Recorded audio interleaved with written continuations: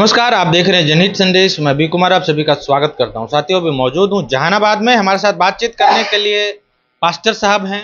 इनसे जानते हैं कि सर्वोच्च न्यायालय ने जिस प्रकार से 12 राज्य के सरकारों को धर्मांतरण निषेध कानून को लेकर के जवाब तलब किया है, इनका क्या कुछ कहना है, क्या कहिएगा? सबसे पहले तो स्वागत है। बहुत बहुत धन्यवाद।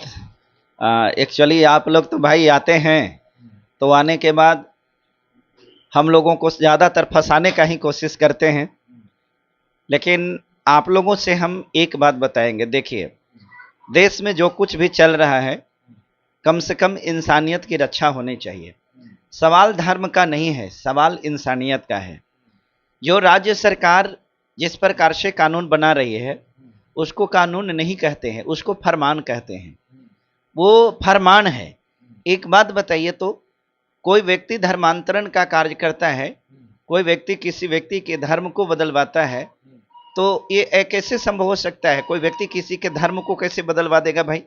वो हमको कोई व्यक्ति लाख कुछ भी कहेगा, हम अपने धर्म को छोड़ करके दूसरे धर्म को कैसे पालन करने लगेंगे? तो आखिर कानून की जरूरत क्या पड़ी, धर्मांतरण कानून की?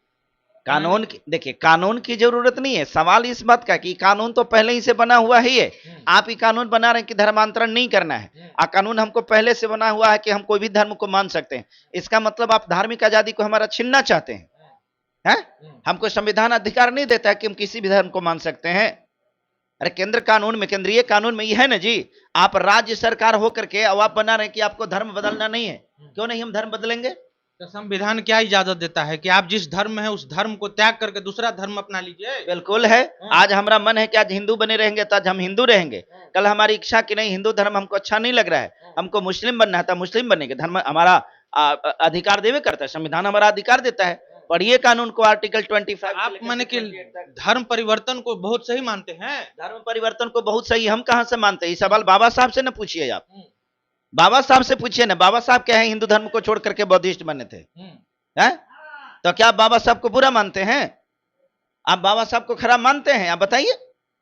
नहीं, उनको कैसे खराब मानेंगे? वो तो संविधान निर्माता है। तो उनको, वो संविधान निर्माता है तो उन्हीं के संविधान में न लिखा हुआ है, उन्हीं के संविधान में न लिखा हुआ है कि ये देश जो होगा धर्मनिरपेक्ष देश होगा, ये राष्ट्र जो है धर्मनिरपेक्ष है। धर्मनिरपेक्ष की परिभाषा क्या है बताइए?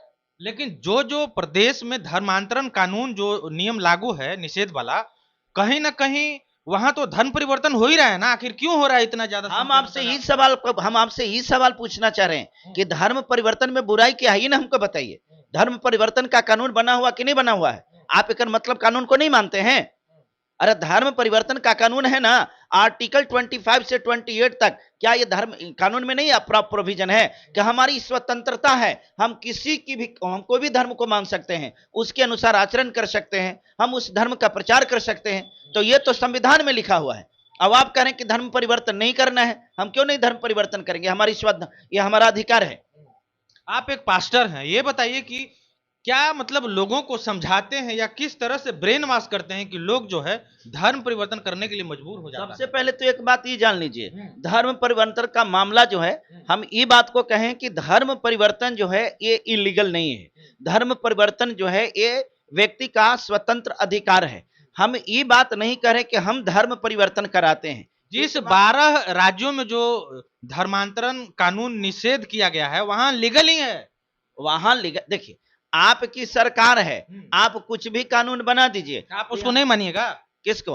उस कानून जो बना हुआ है कानून, धर्मांतरण निषेध कानून 12 राज्यों में, तो आप उसको नहीं मानिएगा? हमारा माने से न माने से क्या होगा? आप जाइए ना, फिर ने बता रहे हैं कि सुप्रीम कोर्ट उसके लिए क्या मांगा है, जवाब तलब किया है। तो इसमें खुश होने की जरूरत क्या है? इसमें खुश होने की जरूरत क्या है? इसमें खुश होने की जरूरत कहां, हम कहां करें कि खुश होने की जरूरत है। लेकिन सवाल इस बात का है कि आपके गाल पर इतना माचा है, आपको सुप्रीम कोर्ट कह रहा है कि आप इस प्रकार के कानून बना कैसे दिए हैं? आप लाइए, अब कैसा कानून बनाए जो थोड़ा हम भी देखते हैं। ये कौन सा कानून होता है कि एक धर्म परिवर्तन, मान लेते कि कोई व्यक्ति लोभ देकर के, लालच देकर के अगर धर्म परिवर्तन करा ही रहा है, हम इसको इलीगल मानते हैं, क्योंकि संविधान कहता है किसी व्यक्ति को लोभ देकर के, लालच देकर के, विवाह कर करके उसको धर्म परिवर्तन के लिए आप ये नहीं कर सकते हैं, ये इलीगल है। मान लेते कि ऐसा कर भी दिया तो इसके लिए पनिशमेंट तय है कि नहीं है? इसके लिए सजा का प्रावधान है कि नहीं है? अब आप सजा बनाए हैं कि ऐसा करने वाला को 1 करोड़ जुर्माना होगा, आजीवन कारावास हो जाएगा। इस प्रकार की इतना घटिया जो है, इस प्रकार के प्रोविजंस जो है पनिशमेंट का, तो कोई आतंकवादी के लिए भी नहीं है। क्या देश के लोग जो है आतंकवादी है? आप क्या समझ लिए हैं? आपकी सत्ता है, आपकी कुर्सी है, तो जो मनसो कर लीजिएगा। आने दीजिए, एक वक्त आएगा जिसके खिलाफ आप ये काम कर रहे हैं ना, वही आपको कुर्सी से कान पकड़ करके उठा के भगाएगा। सत्ता में वैसे ही चला गया। सत्ता में ऐसे ही चला गया। सत्ता में लुटेरा है, आप लूट करके सत्ता में गए हैं। आपके अंदर में दम कहां है? आपके अंदर में दम है कि आप उस सत्ता तक पहुंच सकते हैं? आपकी पार्टी चोर है, आप चोरी की कुर्सी पर बैठे हुए हैं, आप चोरी करके कुर्सी हासिल किए हैं। ये फेरा में मत रहिए। जब सत्ता वालों को इतना दोषी ठहरा रहे हैं तो आप ही क्यों नहीं सत्ता में चले जाते? क्यों? हाँ। एक वक्त आएगा, कब आएगा? ये सवाल का जवाब भी आपको एक दिन मिलेगा, जिस दिन हम आपको बता देंगे कि आप कह रहे हैं ना कि आप सत्ता में क्यों नहीं चले जाते हैं। अरे हम तो परमेश्वर को मानने वाले लोग हैं। हम लोग झूठ फरेब, लंड फंड, व्यभिचार, पाप, इन तमाम चीजों से घृणा करते, ईर्ष्या करते हैं। इसलिए हम लोग किसी भी सूरत में पॉलिटिक्स में नहीं जाना चाहते हैं।